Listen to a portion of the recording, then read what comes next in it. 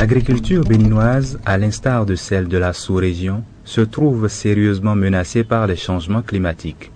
Les producteurs, impuissants et désarmés devant la variabilité pluviométrique s'accentuant d'année en année et des phénomènes climatiques extrêmes récurrents, ne savent plus à quel saint se vouer. D'ailleurs, mais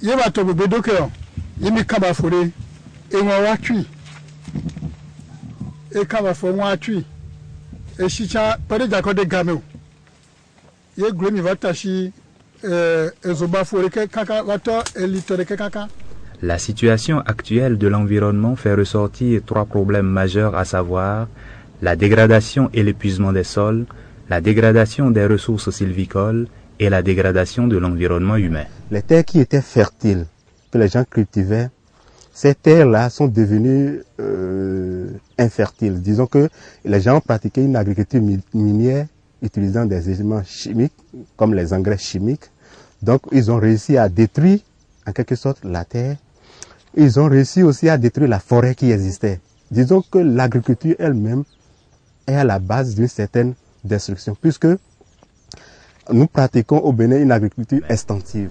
Dans ce contexte, il urge de rendre les exploitations agricoles plus résilientes grâce à des paquets technologiques prenant en compte la dimension climat.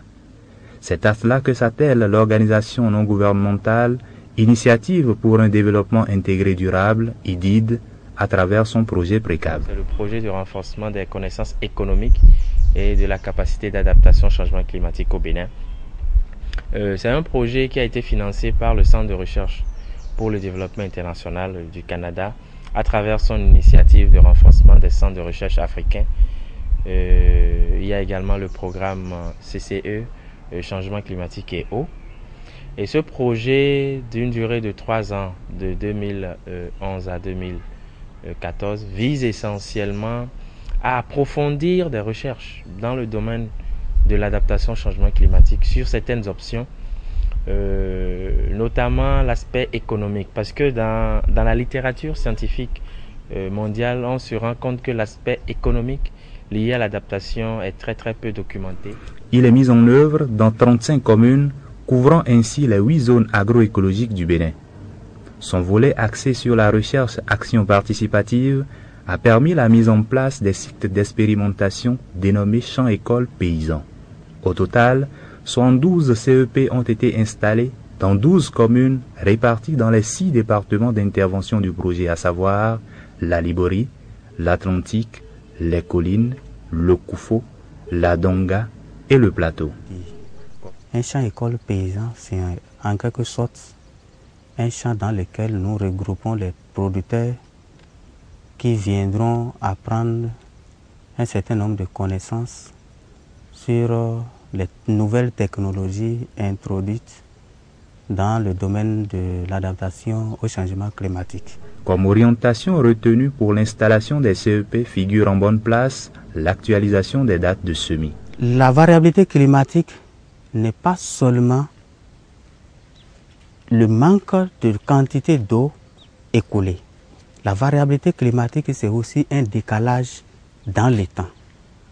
Donc, nous pensons qu'en adoptant différentes dates de semis, nous aboutirons à une conclusion qui nous permettra de dégager quelle est la date ou les dates ou bien les fourchettes, les intervalles de temps pendant lesquels les producteurs peuvent produire, peuvent mettre en valeur leurs champs pour obtenir le meilleur rendement.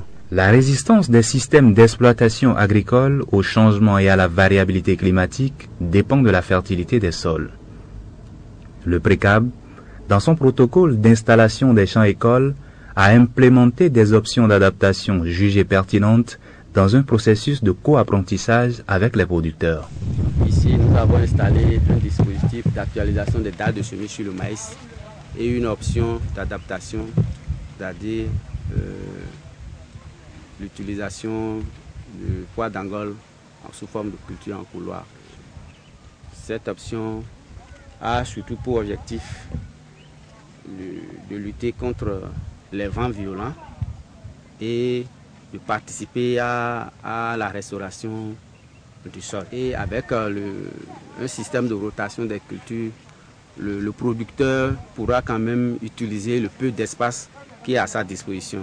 Parce que dans le Koufo, il n'y a plus d'espace, il n'y a plus de terre, il n'y a plus assez de terre dans le Koufo. C'est un problème sérieux. Donc lorsque vous avez un petit espace, vous essayez de l'exploiter au maximum.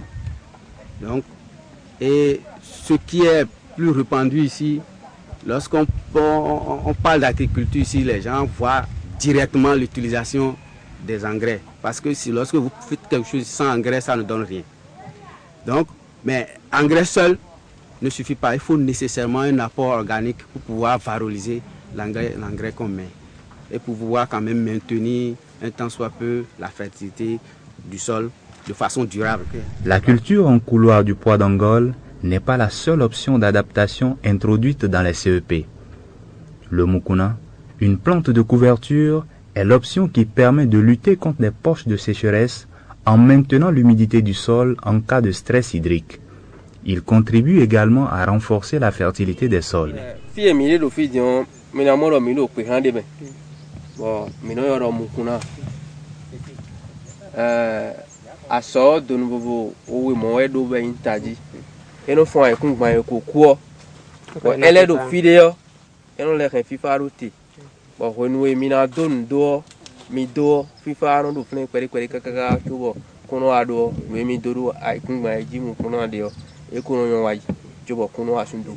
On a remarqué que là où il y a mukuna, la terre est plus humide que là où il n'y a pas mukuna.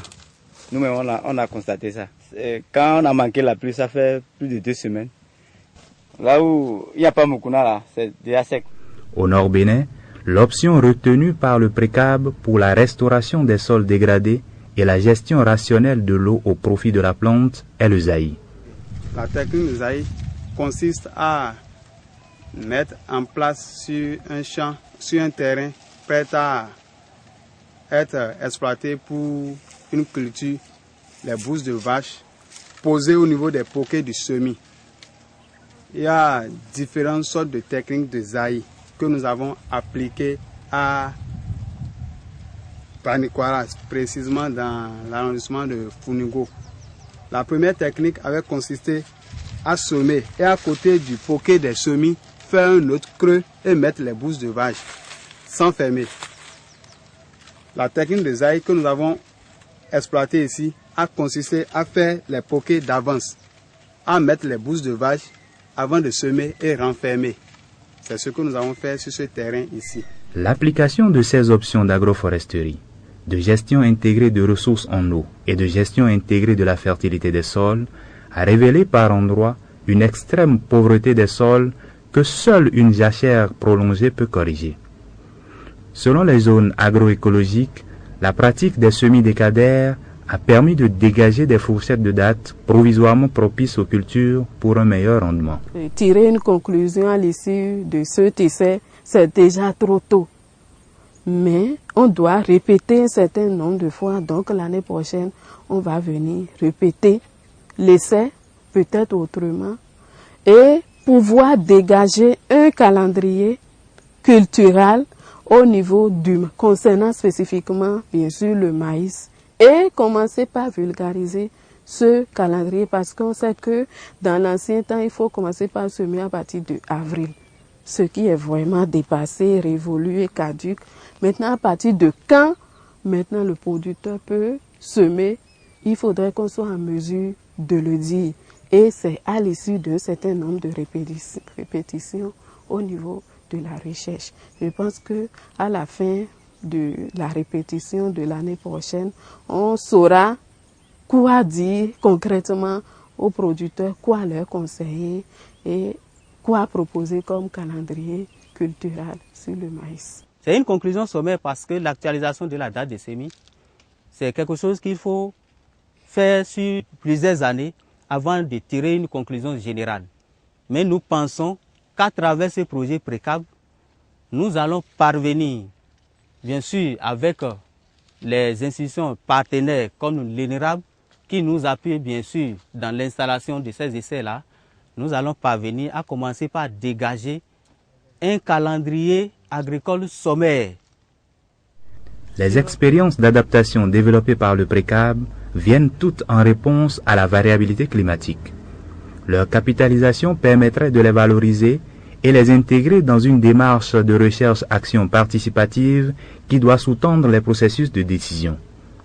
La démarche participative de l'adaptation reste une voie encourageante dont les résultats positifs renforcent la notion d'action collective pour un développement durable. La question essentielle reste cependant, comment les décideurs vont-ils accompagner ces initiatives afin de soutenir le processus d'adaptation?